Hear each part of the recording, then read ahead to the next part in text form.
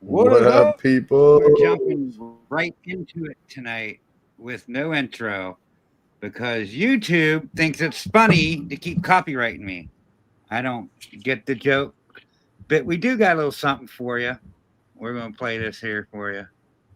This is my daughter, Kira. This is my youngest one, and she got a little message for you. Hi, everyone. My name's Kira, and welcome to my dad's show, the LMK Reptiles Podcast. We appreciate your continued support. Thank you to our co-host Justin for Pressure Pythons and Stan from Seas of Serpents. Thank you to our sponsor Vision, our GI, B&S Reptilia, 217 pythons, static morphs, and big D's, pythons and geckos. Tonight's guest is Skies, The Limit, Exotics, and more. Smash the like button and share it out and enjoy the show. Thank you.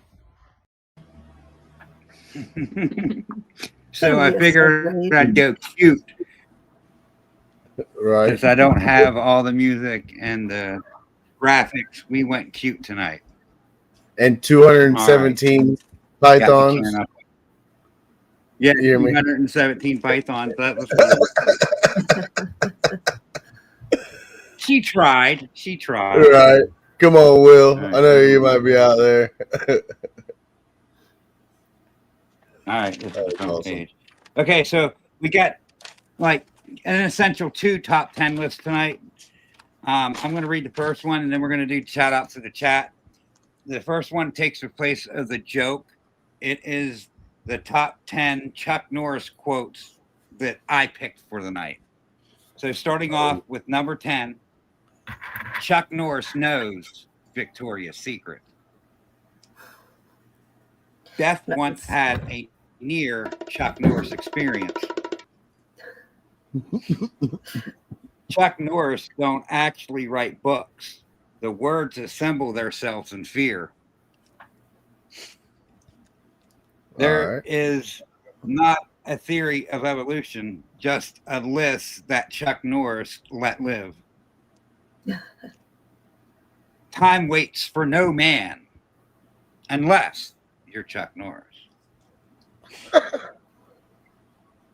Chuck Norris uses a ribbed condom inside out, so he gets the pleasure.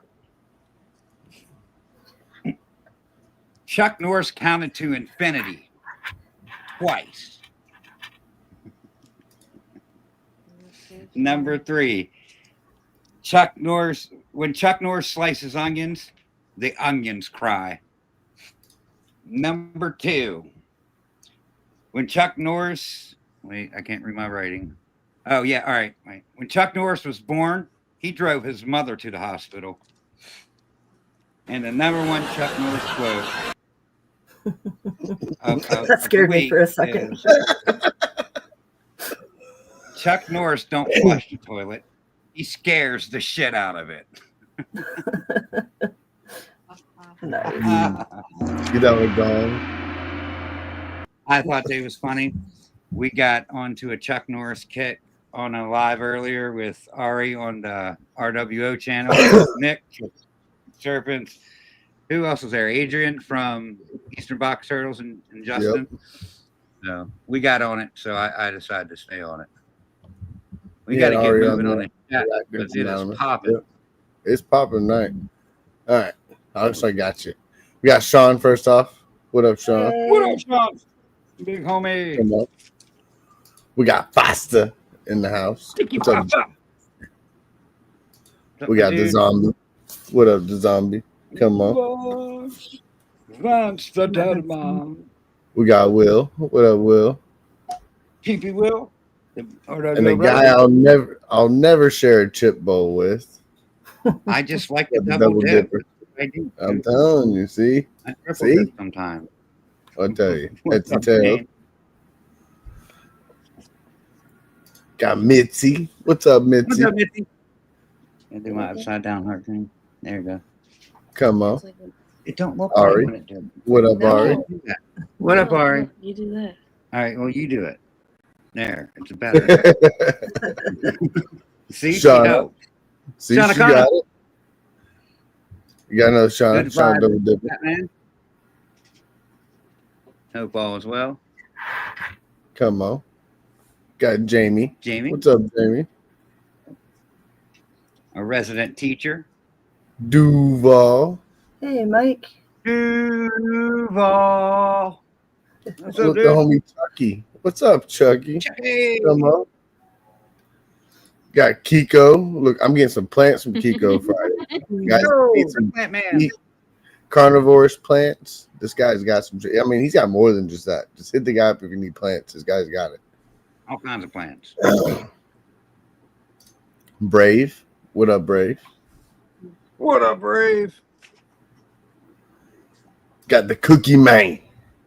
The Cookie Man. James B. What up, dude? Come on.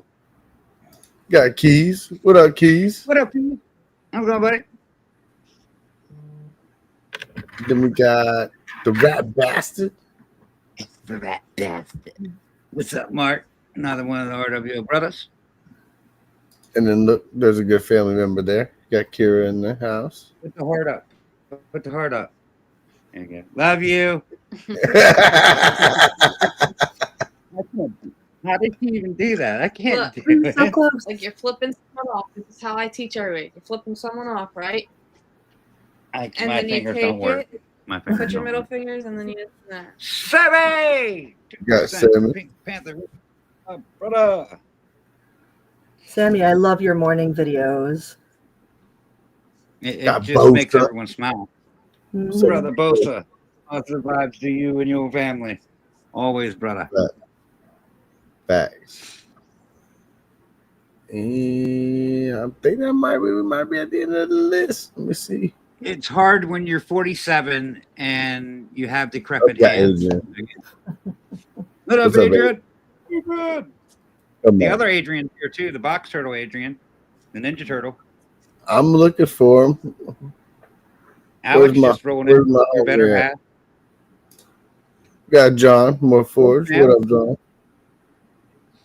It's the Forge fam. How's it The going? Forge fam. Lexus. They're all double dipping. I'm teaching them well. I see you're teaching them well. Good Come job. on. No, I just put shit ton on my damn chip and go. That's what I do. There's I my like it. homie. There's Adrian. Look, he's got the ninja outfit on. Come on, Adrian. What up, dude? Logan. Wait, What yeah, up, what up? that's my Ninja Turtle. He needs like his own like little emoji, Ninja Turtle emoji is what he needs. Be Yeah, fucking- you can make them. I might go make one just to make one for him. Logan. What up, Logan? Howdy. Going crazy tonight. Let's see.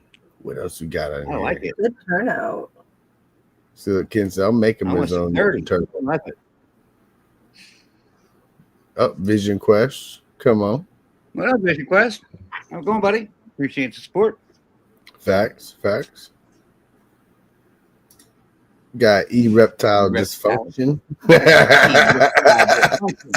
What up, man? I like that name. That is fucking awesome. That is actually pretty good. Yes, it is. All right, let me see. I think I might have got everybody. I mean, these chats are going. I'm scrolling as fast as I can. There's the old lady. What's up, girl? Static Morphs popped in. I don't know if you've seen his, but one of the sponsors, Static Morphs. We I'm getting there. appreciate you, Yep, Eddie. there he is. There's Eddie. There he What up, is. Eddie? Come on. Intrepid photography. What's up, Come on. Intrepid? How's it going? I think you're about it now. I didn't see anyone else. I think that's it. I'm scrolling. Man, these things are popping. Yeah, it's popping tonight. I appreciate Heck yeah. each and every one of you. Facts. Appreciate Gracie everybody B. coming out. There's Gracie B. What up, Gracie B? What up, Gracie Let B? me get you blue because Hey. everyone blue around here. We like to smurf you. You're So smart. Scott, give us the elevator No, we're pitch. No. Come on, Actually, wait. you're right. Not You're my right. turn You yet. got to do the top 10 list first. You're He's jumping the got gun. top 10. See, Top Got 10 cheeky turkey top list. 10. Like, so tonight's top 10, and you all out there in the chat could guess too. It's the top 10 weirdest Thanksgiving traditions that are done in the United States. Now, there's some hard ones, so I'm going to have to walk you through and maybe remind it. But is there any traditions out there that you guys know? Bye, Kara. Love you. The first thing that comes to my Just start mind blurting it out. is stomping cranberries with your bare feet. Is that one of them? Like making cranberry sauce? No, that's not on here, but static Morscat turducken, serving Oh, turducken. yeah. That is on the list. That is number 8. I would never thought of that. Serving That's turducken. actually one of my favorite ones right there. Is that considered triple dipping? No, so it's No, a turkey drawing the with a hand duck turkey and at a home chicken here, inside. dinner table together. Nice.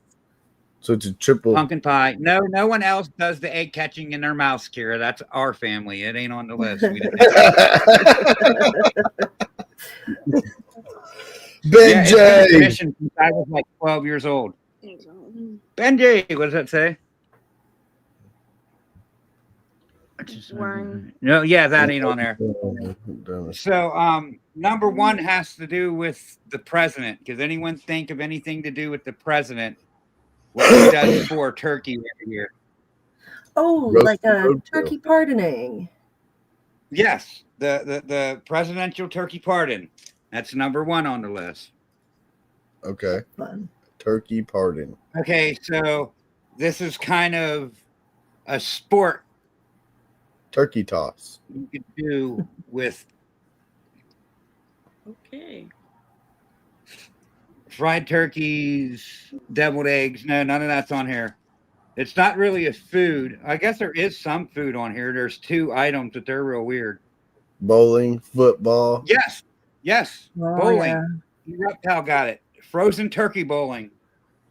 Frozen turkey bowling. Frozen turkey bowling. Oh, boy. I mean, I told you. I gotta do this. I want to bowl some turkeys. Damn it! Come on. Yeah, right. Okay, Why can't terrible nobody idea. invite me to go bowl some turkeys? Terrible idea. You bowl the turkey and try to roll it into a frozen turkey into a bowl of hot oil so you get a big, huge explosion at the end. Woohoo! Don't try that at home, kids. All right, I got more of that. Never mind. No, don't. All right, so frozen turkey. All right, so number 3 is just like, what would you call something if you threw a turkey? I'm guessing they're probably frozen or dead. It's called the turkey. Like if you throw it. Another word for turkey throw. Who was it that mentioned turkey toss in the comments? Turkey toss. If someone said that, I missed it. But yes, that's it. Turkey toss. Yeah, you did. Watching the parade's not on earlier. here. I was surprised it isn't. But then again, it's weird. Shauna said turkey toss. It's weird traditions. See, Shauna said Turkey trot. Right. Nice, Shauna. I don't think that's on here. Okay, so these next 2, number 4 and 5, I never heard of it. I'm just going to give them out. Has anyone ever heard of frog-eyed salad? No, but that sounds like something I have to make. But it's number 4 on the list, and I'd safe to say I'm never trying frog-eyed salad. I'm good. I'll pass. He said choking your turkey. Oh my bologna cake. Anyone ever hear of bologna cake? Even John said turkey choking competition. That's not on here. But yeah, frog eye salad. Yeah, that's on here. And then bologna cake. Never thought of that. No. Now, is the frog eye salad literally frog eyes in a salad, or is it something that looks like frog eyes? I didn't look it up. I'm good on it. You know what I mean? I want nothing to do with the frog. I'm about to find this out, right? I'm about to figure this out because I want to know. Because I'm frog curious. salad.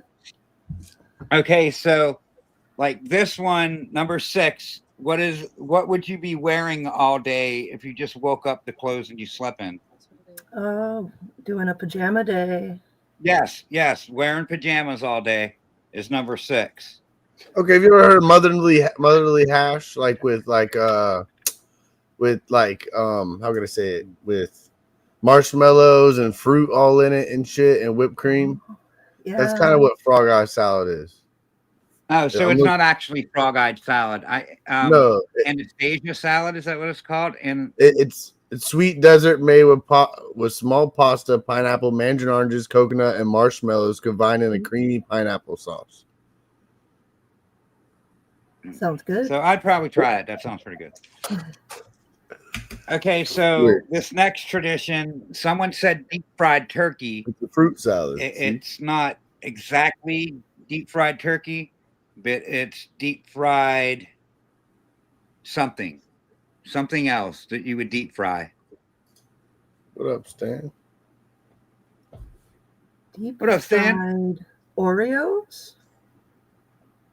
No, I mean it's part of Thanksgiving dinner. Yeah, that's fair. Like, I'm trying to think of the weirdest things to deep fry, and I'm thinking of pumpkin pie for weird. some reason.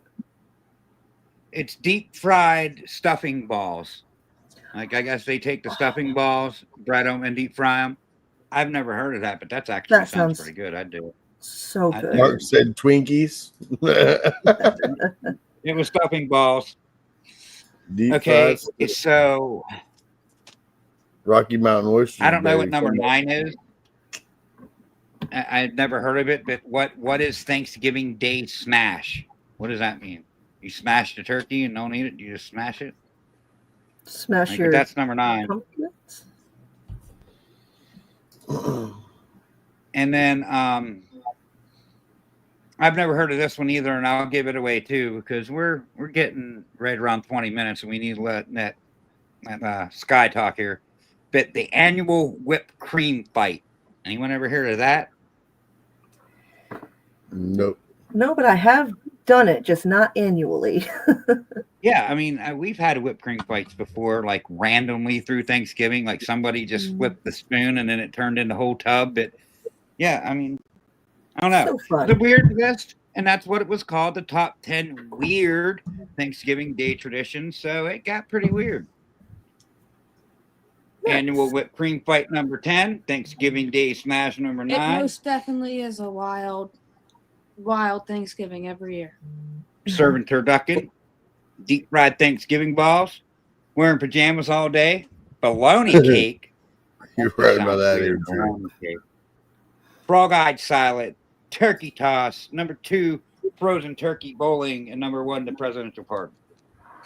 All right, Justin, you can go away now if you want. You can talk on, go ahead. Oh yeah, Scott, give us the elevator pitch. Kind of tell us about yourself. Let people kind of know who you are and what all kind of animals you got. And what you're dealing with over there. Sure. So we do Sky's the Limit Exotics. We've been Sky's the Limit since 2016 or 2017 when I first made the business page. We started off with mostly ball pythons, did a little bit of breeding, expanded into several other species, and we've kind of grown and shrank the collection over the years. But right now what we're focusing mostly on is educational programs.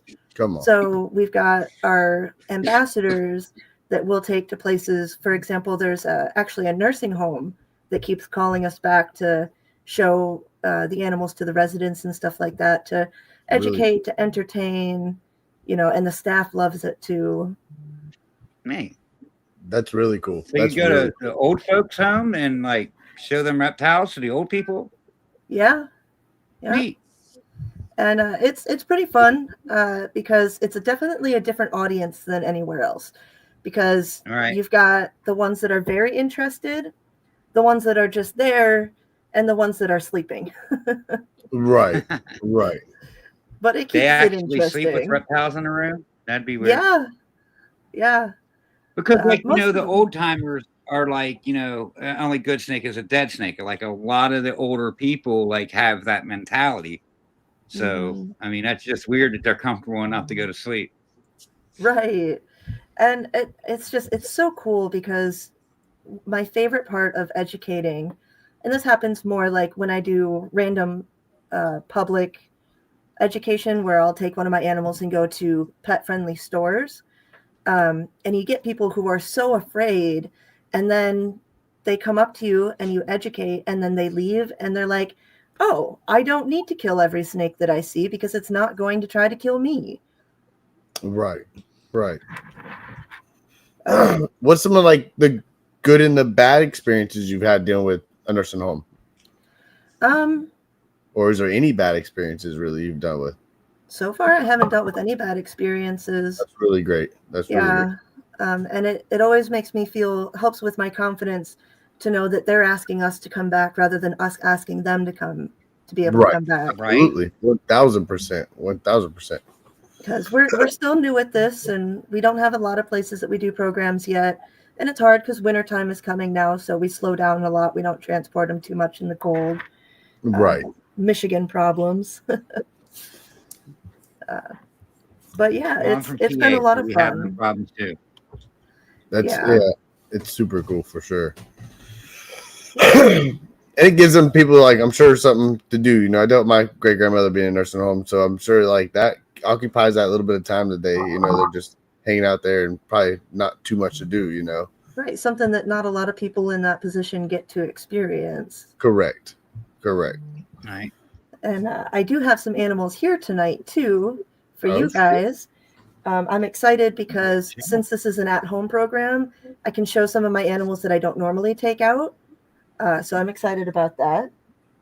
But I'm not sure where you guys would like me to start. It's wherever you want to start. Yeah. Right. So I think we're going to go smallest blow you up to and get some of largest. these animals up there. All right. We'll go smallest to largest, starting with Maurice. This is one that we don't take to programs because he's so small. Some people call me Maurice. Because that's pretty common animal to see. This is leopard gecko. Come on. And he's pretty much just a normal, but he still makes a great they make great pets. If you see me looking to the side, I've got notes so that I don't brain fart too much. But the reason we don't take him to shows is because they are capable of dropping this tail. And while it will regrow, it doesn't ever look the same. So just out of abundance of caution, we tend to leave these guys at home. But some really cool facts about them. They actually eat their shed. They're really good at their own cleanup. So they'll go blue just like a snake would. And then next thing you know, it's all gone as long as your humidity is correct. And they also will pick a poop corner. They're basically litter box trainable. They will pick a corner where they like to poop, and that's where they're always going to poop. So it makes spot cleaning a breeze. So they're OCD themselves. Yeah, I poop in the same corner too. Right. Mine clean up after you. Let's see. Look, me and Kyle's on the same page again. See, I have the same poop corner too. Yeah, it's definitely nice. And something that actually random connection, something that they have in common with crocodilians is that the sex of the baby is determined during the incubation process. Different temperatures will make males than will make females. That's cool. That's really cool. Huh. Isn't that in turtles or something like that? Turtles and frogs, the temperature determines the sex? I believe in some species, but those aren't my expertise. I do know crocodilians for sure do that. Come on. So we'll put him back. But these guys are a lot of fun. They make really, really good pets. I like to consider them on the beginner level, but that's a whole nother topic. What it constitutes a beginner reptile. Should I do a spider or a snake next? You got some tarantula people out there. You got a spider? Let's see some spiders. Let's see how well he shows up on camera here. I've actually got a black widow. Oh, shit. Ari will like that because Ari just got some black widow. Yep, there he is up in the corner. He's not full grown yet, but you can kind of see that he's got some like white coloration to him. The males actually hold on to their juvenile colors and will have that striping on them, which makes them so pretty, but they don't get that stereotypical big black Um, And red arrow glass. yeah, they do kind of have the Hourglass, hourglass, but not the big solid black booty. Right. There's a Alright. lot of misconceptions about them out there. I'll bring him back since I don't have any good pictures. So Reptiles Dysfunction says he's got a infestation of black widows under his home. Y'all can come get him if you want. Same. I get them all in my garage. yeah, this one came from a friend who had located some and didn't want them reproducing in their house. All right. But they're not as bad as people think they are. Their venom, for the most part, unless you're very old, very young, immunocompromised, or have an allergy, it's going to give you a little bit of cramping and swelling. Take some ibuprofen or some Benadryl. But of course, if you're experiencing a reaction, you could have an allergy, and obviously seek medical attention in that scenario. But for the most part, you're going to be okay. They're also very unlikely to bite. A lot of the time you have to most bites happen when you accidentally sit on them or accidentally grab them. Their venom isn't made for us. So they're not trying to bite us. So that's kind of my little spiel on him. We'll do another snake next. Speaking of venom, this is the one venomous snake that we have in our collection. And most of you might recognize the species. Yeah, no, thank you. Yeah. Just a Western hognose. Come on. Hognose. Yep. So these guys are rear-fanged venomous, but their venom is kind of like a bee sting. Same with the black widow. Unless you're very old, very young, immunocompromised, or allergic, the bite's not going to do much. I've been bitten by her once. My finger swelled up a little bit. It was entirely my fault. I just stuck my finger in her face and right after a mouse. So my bad. But they're super chill. He is pretty big. Oh, yeah. Yep, this is my female. They do get bigger than this sometimes. She's not a super big girl, but she is an anaconda morph, which can be kind of confusing because anaconda is a totally different kind of snake, but it causes this reduced pattern that she has and this almost solid black belly. Something that unfortunately you guys don't get to experience today is that you guys have healed scales, similar to like a rattlesnake would. The scales are actually rough rather than smooth like a ball python or a corn snake might be. Right. Mando and Jeff, you coming in? Thank you. Thank you very much. Facts. Yeah. Let me see. What else did I have about hogs? So, Mark had a question. If you know how to answer it, but he said, "How long do they have to chew on you before you have a reaction?" So it depends on the bite itself, because as with a lot of venomous snakes, they could do a dry bite, but they have to chew on you long enough to get that back fang into you. If they bite you because that fang is way, way back here in the mouth, they kind of have to chew to release. So I had her on my finger for maybe 2 minutes, and I experienced a little bit of swelling, and that was it. Come on. Something that I learned. That's a pretty long time to have a bite on you. 2 minutes. I mean, that's. Yeah. I have since learned how to get them off very easily. They have this rostral scale on their nose, which is how they get their name. And if they bite you, you can just kind of gently push up on that rostral scale, and typically they're going to let go. Oh, yeah. So it's a little bit easier than water and a little bit nicer than alcohol.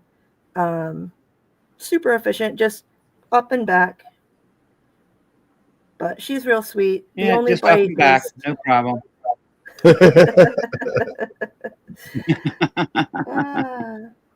These guys are native to the United States, which is pretty cool.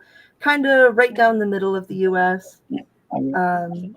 Sometimes people have issues getting them to eat because they Mother. eat a lot of frogs in the wild,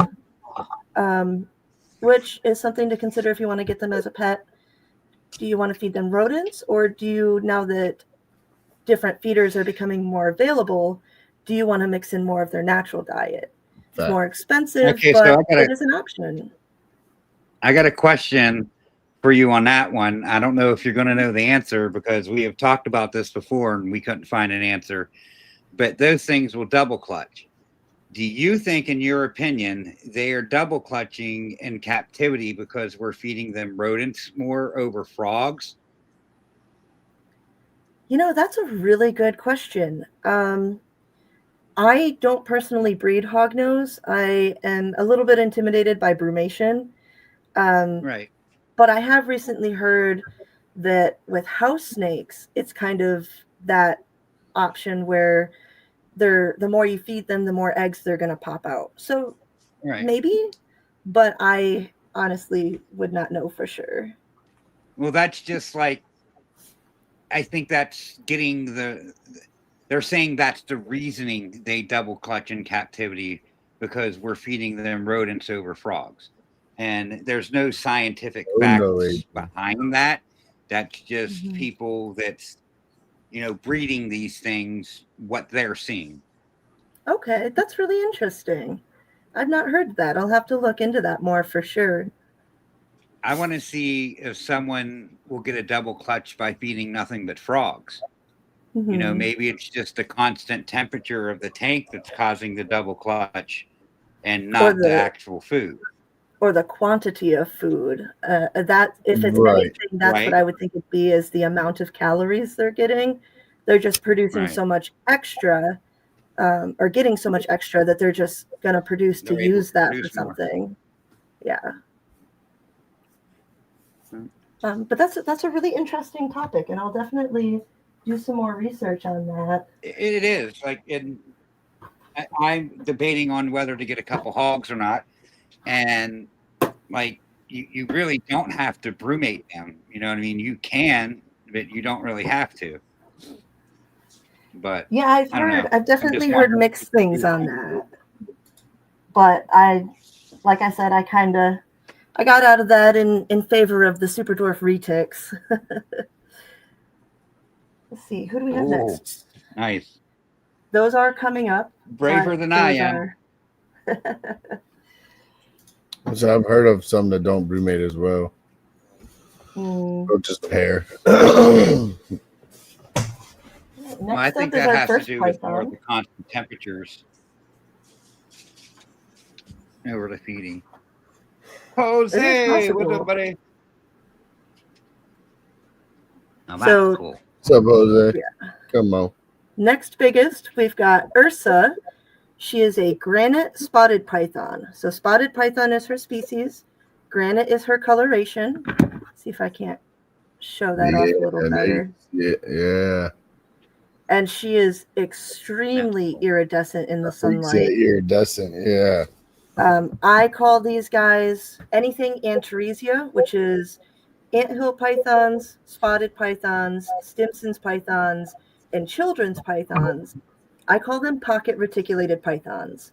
They get like 3 to 5 feet, pygmies staying even smaller than that. But they've got the intelligence, they've got the face, the feeding response. Almost everything you get out of a retic, you can get in this little tiny package of an Antaresia. And they're from Australia. How many reptiles do we have here from Australia? Not enough. Come on. No little trip on the Barbie. Get it, Mitzi. Get it. So back to what you were just talking about, actually, something that I like to talk about with the species is their natural diet versus their captive diet. So in the wild, it seems as though they're eating a lot more birds and lizards than they are rodents. So I find it's very hard to keep these guys from becoming obese in captivity. They love to climb, so the extra exercise of climbing really helps. And then trying to spread out their diet so that you're mixing in more like quail or very small chicken chicks. I think is really beneficial for these guys. Cool. Oh yeah. That's good to know.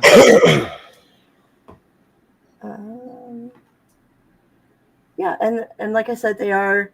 Some people say that they're terrestrial, but everyone that I've met loves to climb. My children's python, even though she's not the friendliest, she is beautiful basking in her enclosure every evening. Always up at that high point, curled up on the branches, just loving life. Loving life. That's what I love. I love some arboreal stuff, especially when the snakes go up like that and just hang out. It's one of my favorite things for sure. I've learned. And they're so fun to handle because, unlike the hognose that I just had out, who is very terrestrial, they kind of like hang on you, and you kind of got to guide them. Versus Right. these guys, they think you're a tree, and you're just a fun tree to climb on. They hold on. I mean, I'm not. She's just hanging on. Yeah, she's got a hold of you for sure. Yeah. So yeah, these guys, so awesome, so amazing. I do hope to maybe make some babies out of her eventually, but we have to get her a boyfriend first. Come on. Next up, I'm going to do something a little bit more familiar. Got to get these two out. I'm going to do the comparison between a male and a female ball python. We all love ball pythons. They come in a million colors. Yes, we Facts. do. Facts. This is a color that gets most people's attention. A nice stark white snake. So this is our male for the presentation today. He's another animal that doesn't make it to shows because he doesn't enjoy it. As you can see, he is displaying why they're called ball pythons. Because when they're nervous, they will ball up. He will eventually come out, but he prefers to stay home. But I wanted to show him off for you guys so you could see. Pieballism is really cool. It's not albinism. It's not leucism. It is completely its own thing, as I'm sure you guys know. And he's really cool because when we first got him, he's got these black dots on him. He had 2 black dots on him, and now he's got like 7 of them throughout his body. So they develop that as they age. He's about 10 years old. Is that just a normal pied? Just a normal pied. He came kind of from. looks xanthic to me a little bit. But, I think that's maybe the camera it's more camera. than anything. Yeah. Yeah, he's very brown. See if I can get his head out. There he is. There it is. There, Miz. He came from a chain pet store where he was purchased and returned 3 separate times at a minimum because he was aggressive. He's come a long way in 9 years. He definitely still doesn't love people, but I mean, I'm touching his face and he's a total sweetheart. So he's good. Yeah. He Now- seems calm. Yep, now that he's relaxing, you can kind of get an idea of how big he is.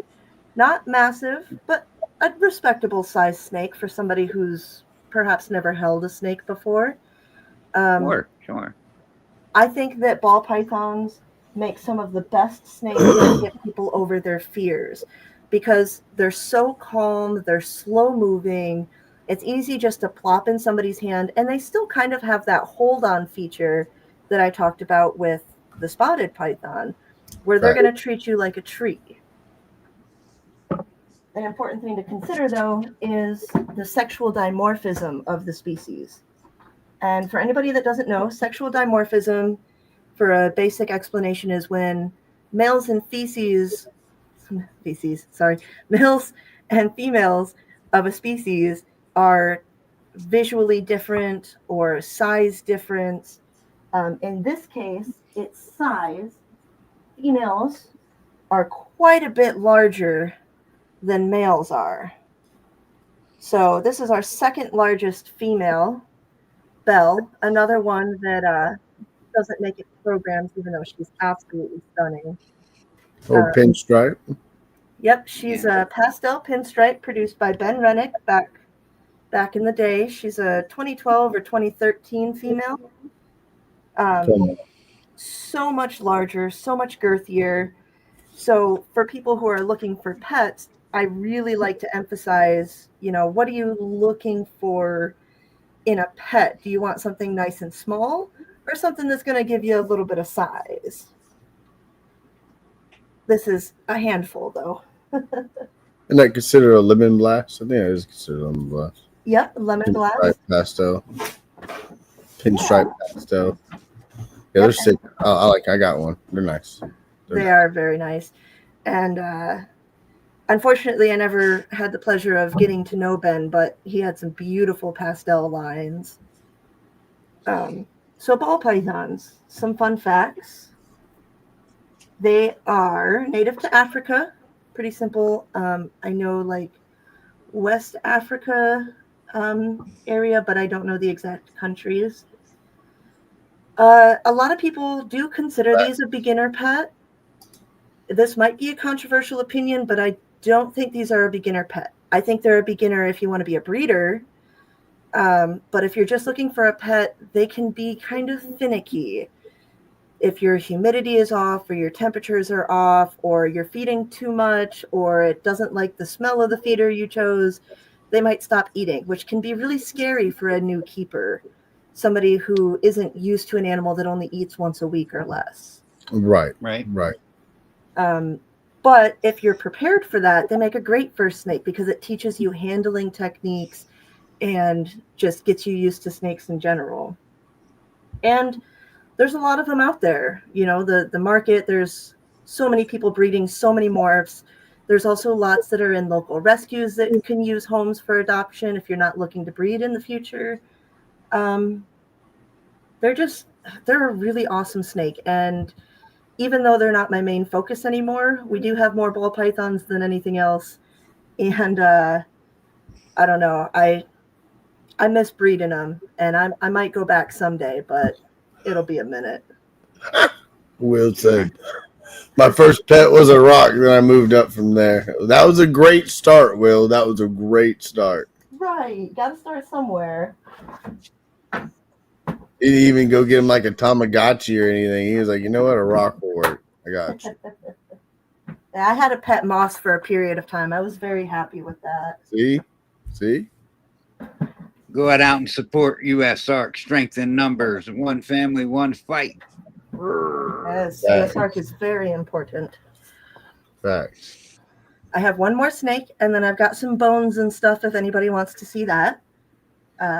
But This is the snake I'm most excited to show you guys. Oh, shit. Here we go. Hey, you got me excited now. Okay, this is...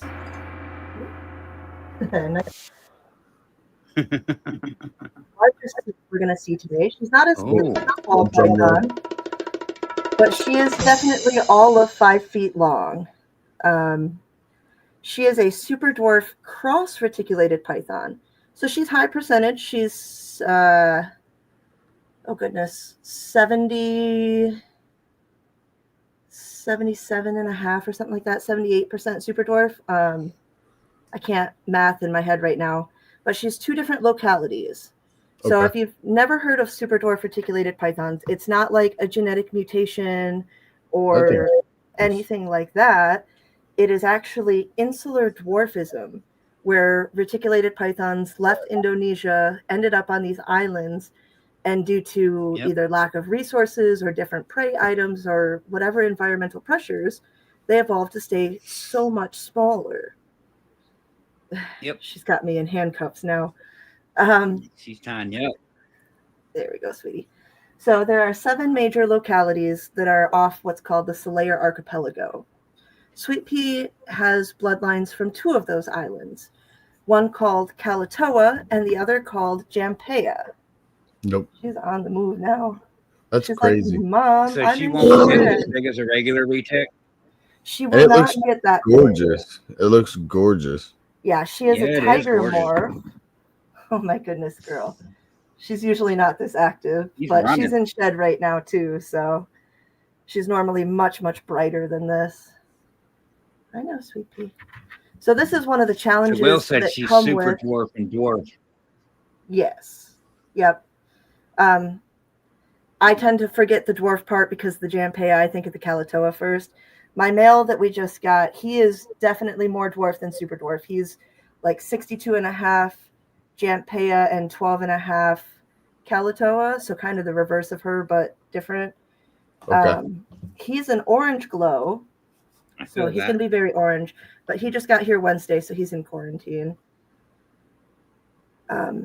Sweet Pea's parents were 8 foot and 6 foot. So I'm expecting her to get anywhere in that range. She's already 2.5 years old.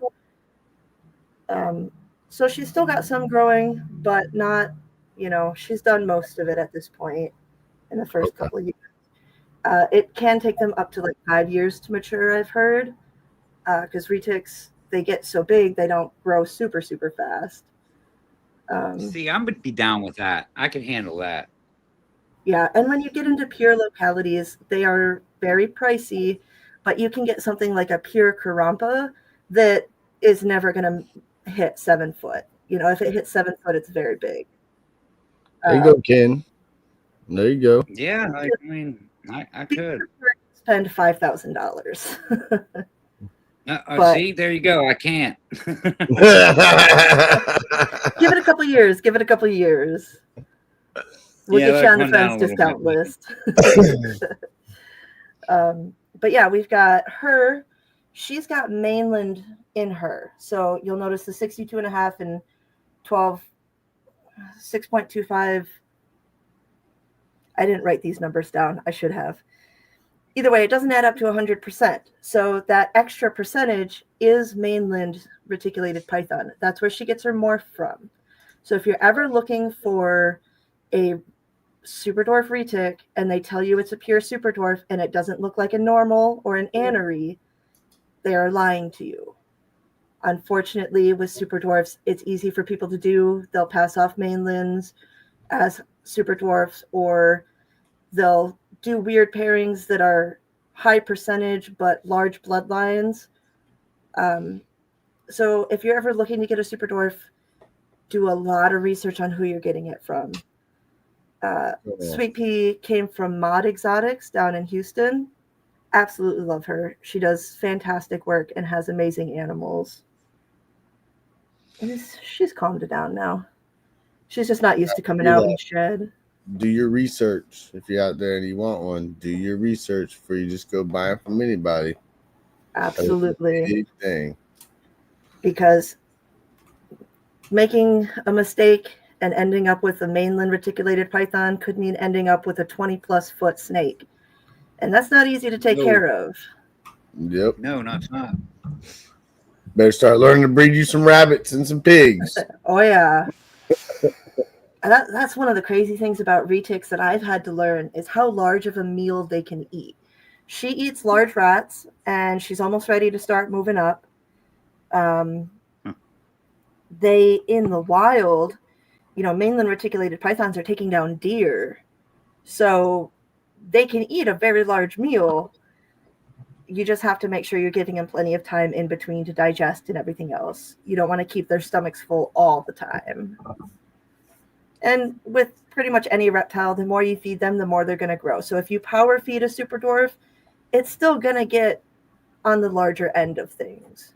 We tend to try to back off that a little bit and feed a little bit more on the lighter side, do some slow growing and stuff like that. We just feel it's better for their bodies in the long run. Jamie had a question. Jamie He said, Reptiles asked if you was a teacher. I'm not a teacher, but I do have a lot of teachers in my family. And education is my passion. It's my favorite thing to do. See, it runs in the blood. Oh, yeah. It runs in the blood.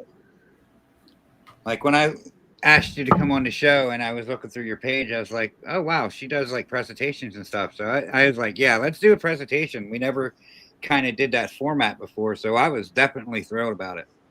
Yeah, I appreciate you guys having me on too. This is a lot of fun and it's what I like to do. I'm trying to get my name out there a little bit and yeah. Well, look, Cookie May, get your retic. It'll eat them jumbo rats. Oh yeah. Guys, what's up, I call them chihuahuas and bins. I call them mini chihuahuas and bins. Yeah, and these guys, speaking of feeding them, they have fantastic feeding response. They're known for a good feeding response, which gets into some of the safety things of keeping a large snake like this. One of the big things that gets talked about with reticulated pythons is tap training. So something like a snake hook. Although I've heard some people say not to use a snake hook because you don't want them to bite it. It might be bad for their teeth. So maybe something softer if you've got wooden tongs. But when you go in to get them out, when you open that cage door, they're in food mode. They're thinking food is going to come. And your hand is warm like a rat is. So what you want to do is you want to gently kind of touch them somewhere with the hook. And it'll let them know that, hey, this isn't food coming. And then you can just kind of reach in and grab them, depending on, they all have their own personalities. But that's kind of how you tap train to get them out of food mode before pulling them out so that there's less biting involved. Less biting, right. Hey, James, Dylan's the homie, man, for sure. That's the right guy.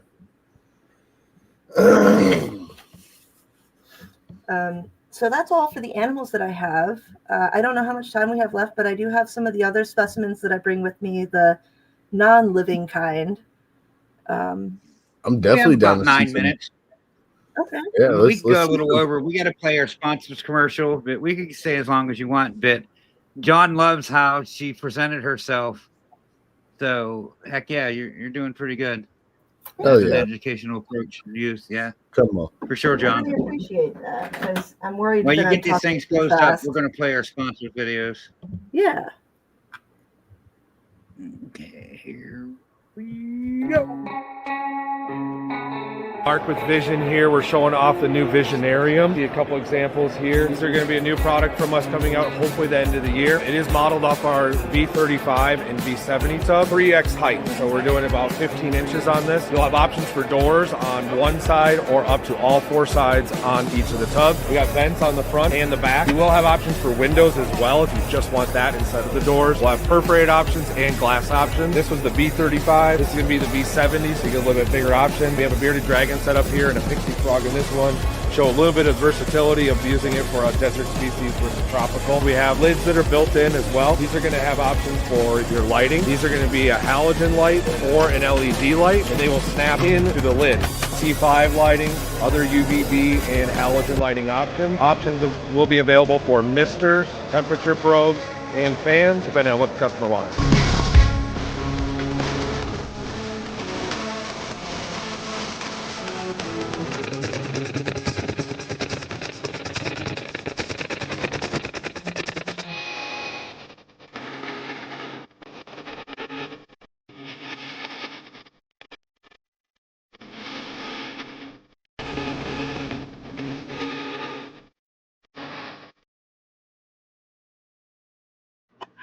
Go to www.visionproducts.us for your custom cages and aquariums.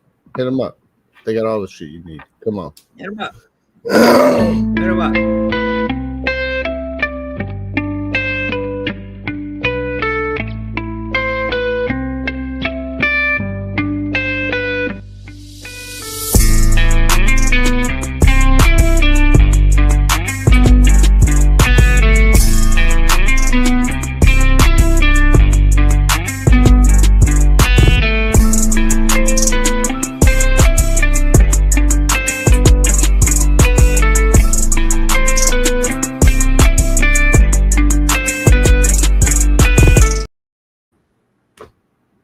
Right on. Couldn't do it without you. Come on. Sponsors are always Kevin appreciated. popped in. What up, Kevin? How's it What going? up, Kevin? You Right. clicking buttons. So the last little bit, I want to talk about my most favorite thing in the world, which is American alligators. Yeah, come on. I unfortunately do not have our little girl for the show today. It was just logistically not going to work out to try to bring her on. But I do have some taxidermy alligator pieces, such as this head. And when you look, the first thing to look at is this U shape. That signifies that it's an alligator versus a crocodile. Crocodiles have more of a A or V-shaped snout. Come on. You can't really see the ISOs on this, but when you're looking at a live alligator, you'll see a lot of black dots all throughout this area. Those are integumentary sensory organs, or ISOs for short. Basically, they are sensory organs that are 10 times more sensitive than the tips of our fingers. So since their vision underwater might be murky, if a fish so much as swims like this and pushes the water at their face, they can feel that and then strike out and try to eat it. A safety fact with them to know if you're ever down in Florida and find yourself close to a wild gator, first of all, leave it alone. But they tend to strike sideways, not forward. Crocodiles will come at you forward out of the water, but alligators tend to have this side swipe motion. So you never want to be standing in that side next to them. If you have to be close to them, you want to be in front. But you don't want to be close. You better be able to outrun them. Back in 20, I saw a gator. Yeah. Too So old for that shit now. one of their most distinctive features, the teeth, not unique to alligators, but to all crocodilians. Their teeth are actually hollow. So you can kind of see where there's a cut there and it's open. Their teeth work like, you know, those ice cream cone dispensers where you pull out an ice cream cone and another ice cream cone pops right in? That's kind of how their teeth work. When their tooth falls out, another one is already growing in its place in this hollow section of the tooth in order to be ready sooner for them to be able to hunt and things like that. So while they have about 80 teeth in their mouth at any given time, they go through thousands and thousands of teeth throughout their lifetime. I have probably 100 of Sobek's teeth in a little tiny jar that I'm really mad I forgot to grab out of the other room. They range from the size of a grain of sand to the size of a grain of rice. Oh, that's cool. That's for 4 years with her.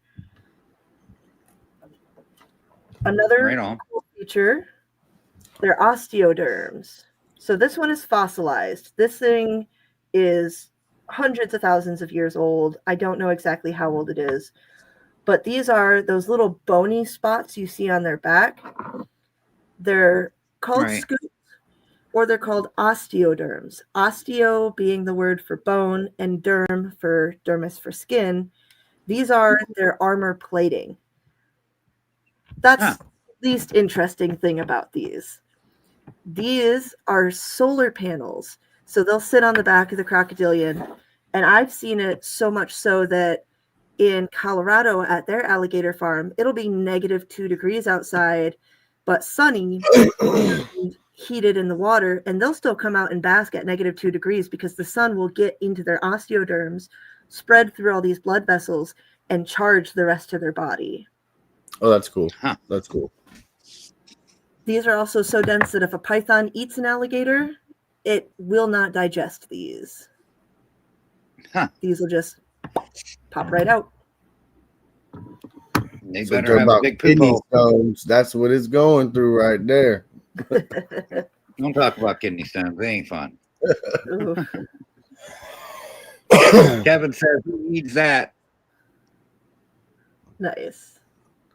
Yeah, so what do you have? Do you have a croc or do you have an alligator? We have an American alligator. So you have an American alligator. Okay, cool. Yeah. Oh, yeah. She is 4 years old. We just found out on October 27th that she is, in fact, most likely a girl. The vet said it was actually really odd that she was a female because most of them in the pet trade are male. And because of going back to that temperature determination, breeders can decide whether they want males or females. And a lot of them are coming from the farms where they want males because they get bigger for more meat and leather. The trickle down comes into the pet world, but whether or not they should be considered a pet is a huge topic that I still need to make a video on my channel, because the biggest problem with them is even kept in the best conditions outdoors in Florida, they end up with metabolic bone disease. And when they're kept indoors improperly, the metabolic bone disease can be so bad that their face looks like they're a totally different species of animal. Right. Yep. So when you see them and they've got really big underbites, which Sobek does have an underbite, we're working with our veterinarian to try to correct that. Really big underbites, or their teeth stick out straight forward, or they have what's called farm face, where their heads are really short and fat. Right. That's all caused by that metabolic bone disease. Okay. Makes Go sense. give her a follow over on Instagram. I posted her link in the chat. Go there and Thank you. shove her up. No, It's cool. also in the description. So how big is yours? How many feet is yours? So our girl is right about 3 foot. Okay. It's a little tiny little girl. Yeah, she's still pretty small. She was like 9 inches when we got her. Oh heck yeah. Heck yeah. She is small for her age. That's another thing that we were told by our veterinarian. She's not underweight, but we could be feeding her more and getting her a little bit more protein. So we've increased her diet. She eats a million different things, though. Feeding her is kind of crazy, but a lot of fun. Heck yeah. Right. But we're increasing her to eating like every 2 days right now to try to get some more size on her. We're in the process of building a 10-foot enclosure with a 300-gallon pool. Plus, she's got her 7x7 outside for the summertime. Come on. Eventually, we will be building basically a barn with an indoor pool, with an outdoor yard, and hopefully an outdoor pool as well. So she'll have indoor-outdoor access full-time as an adult. Yep. That's what's up. Yeah, it's a lot of money, but we don't have kids. We have an alligator. Come on.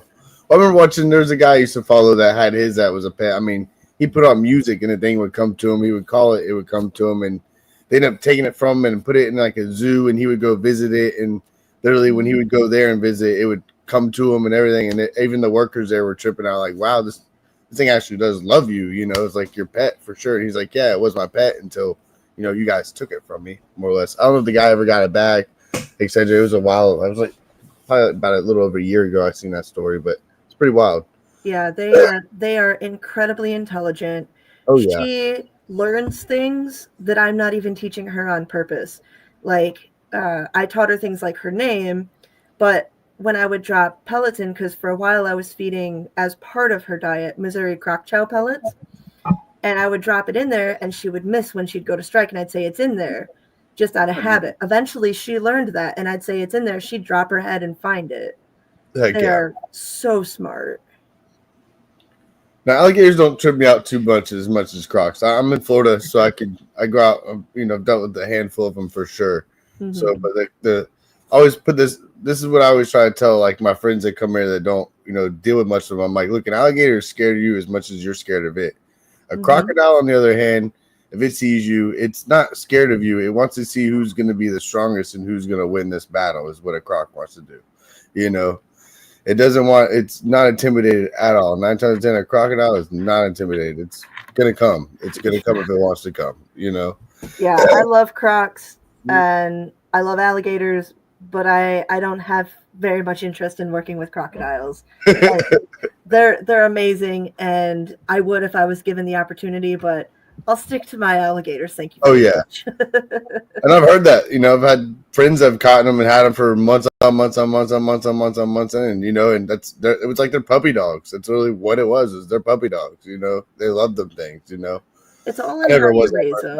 I never got to that point, but yeah, it's pretty crazy. I won't call Sobek puppy dog tame, but that's because we treat her like an alligator. Right. Which, not saying that they're doing it wrong as long as they've got the right nutrition and everything else. I treat her that way so she still acts that way. I'd like the natural behaviors as much as I like the cute and cuddliness. I still eventually I want to teach her to jump. You know, I would love to have a bridge over her pool and get her to jump for extra exercise and stuff like that. Right. And those puppy dog tame ones might do it, but they're also a little bit more hesitant because they're like, am I supposed to be this way? Right. You know, is this good behavior? I've watched wild alligators climb fences. So they go right over the fence, Oh yeah. grab what they want, and go right back over the fence. And you're like, holy shit, you know. Actually, we had them in Julina Creek in a neighborhood. It's a nice, Crazy. fancy neighborhood. We had them in the ponds around. They always built these nice houses around these ponds, and we get gators in them. Well, the people would go to work, leave their dogs outside, and we couldn't find out for months why people's dogs were missing, and they could never find them. Well, the gators were going over their fence and grabbing their dog and going right back over the fence and going into the pond. And they were just leaving, you know, free food out there for the gators, more or less, is what they were doing. Any body of water in Florida, just assume there's an alligator in it. Yep. Oh, that's what I try to tell everybody. If there's water, there's 9 times 10 there's a gator. Yeah. And you can have a brand new pond built and there's no gators around it, and you give it 6 to 7 months, there'll be a gator in there. It'll travel, it'll go to that pond. Oh yeah. You'll find it. What was The crazy only for us croc to get on there is the ones you get on your feet. Just saying. right. I'd say what was crazy, we didn't have them here until, I guess, what was it, one big hurricane I think New Orleans had, but was like the nutria rats or whatever. I didn't see those until years and years back after a big hurricane, and we never had them in Florida. And then next thing you know, I've seen them everywhere in ponds, and things are huge. You know, they look like beavers, but they're not beavers, or nutrias or whatever. They're freaking huge. That's interesting. Native to America. Do what? I didn't even know they was native here. Yeah, people eat them. It's pretty wild. That's a big rat. I mean, that's a big meal. Yeah, it's pretty wild. I never seen them until, you know, it was years, and now you see them. You still see them everywhere around ponds. They'll have like their little colony of nutrias, their family run around a pond. A little retention That'd be pond. cute to see. John says, you've seen that Cajun lady video. She said, see how this water is wet? That means there's a gator in there. 100%. I love Florida so much. I will always choose to go to Florida.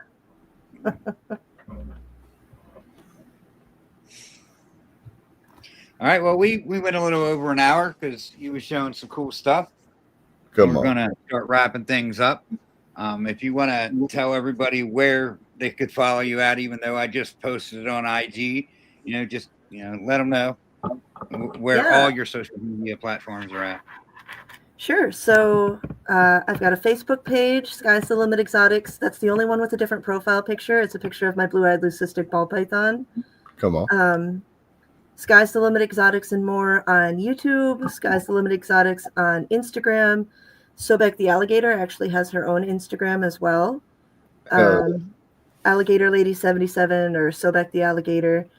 And I think that's all the social media I got right now.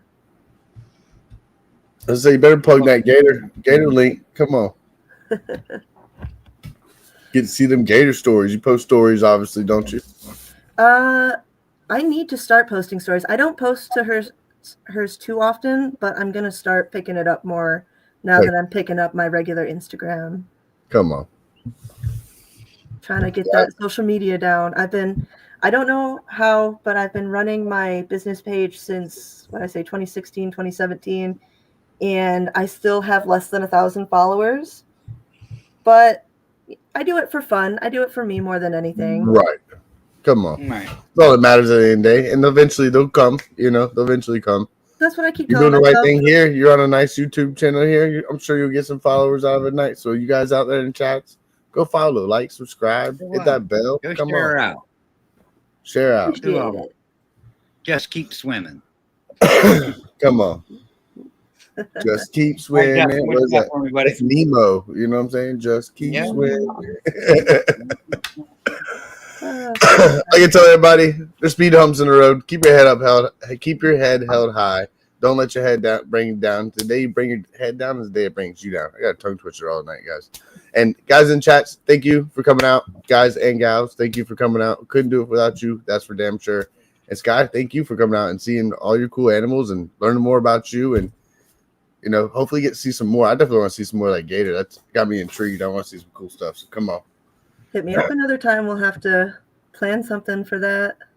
Heck I yeah. appreciate you guys so we'll go much. live Thursday. if you're ever interested in going live again, let us know. We'll get you on the Thursday night show. It's a half for hour sure. earlier. So Yep. if you're ever interested, let us know. We'll get you on. No problem. Yeah, So for we've sure. been going live during the day sometimes randomly, and if you ever home during the day and you're feeding, you want to show something cool, hit any of us up. We'll get you the link. Come on. Yeah. Sweet. Sure. Cool beans. Let's go. All right, guys. Don't forget to follow USART. They fight for our rights to keep these animals. Without them, we wouldn't be able to keep them. And yesterday is history. Tomorrow is a mystery. But today is a gift. That's why they call it the present. Thank you for spending a little bit of your gift with us this evening. We appreciate y'all. Shoot for the stars. Or wait, shoot for the moon, because even if you miss, you end up in the stars, and that's not a bad place. Thursday, RWO channel. Same bat time, same bat channel, 9 o'clock Eastern Standard Time. Saturday, we got the Dead Man Thunderdome show, which I hope, still in number one. My entry this week disappeared for some reason. Disappeared. So it might not be. But I'm number one in the fantasy football league this week. I took over sole possession. So I'm number one somewhere. Enjoy it for a little bit while you got it. All right. I think 217 will. 217 pythons He will. will. I think he's pretty scary. He's starting to make some moves. Keep He's an gonna eye on beat you that with 217 points. That's what he's gonna beat you with. guy. Right? He's gonna be at 190 while you sit at 217. Right. Don't forget about 666 Serpents and Sipping with Serpents Saturday night as well. And Come check the you choo-choos out. got your leopard gecko out. Mm-hmm. He's just saying We'll goodbye. see y'all. Peace. Love y'all. Come back.